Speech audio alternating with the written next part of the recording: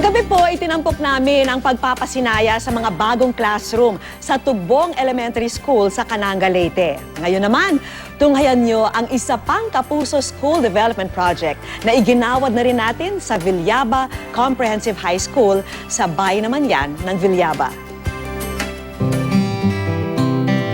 Sinong mag-aakalang ang kinatatayuan ng mga bagong gusaling ito ay minsan lang winasak ng bagyo? At ang matatamis ng ngiti at pangarap ng mga estudyante, munti ka na ring maisakripisyo. Ito ang itsura ng Villaba National High School noon. Sira-sira ang mga classroom at ang mga gamit pang eskwela hindi na mapapakinabangan pa. Para sa fourth-year high school student na si Elsie, mahalaga ang makapagtapos ng pag-aaral.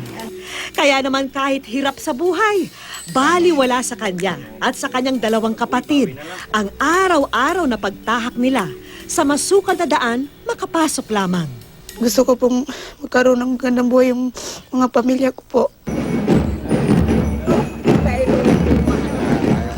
Nang iginawad kamakailan ang 10 bagong silid-aralan sa kanilang eskwelahan, lubos ang galak ng mahigit 1,000 estudyante ng Villaba. Masayang-masaya po talaga ako dahil binigyan kami ng pag-asa ng GMA para bumangon ulit. Kahit pa umuulan, mainit nila kaming sinalubong.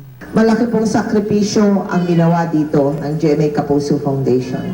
Pero yung pong sakripisyong yon ay buong puso na inaalay namin sa inyong lahat. Hangad namin na mula sa mga classroom na ito, sumibol ang matatayog ninyong mga pangarap.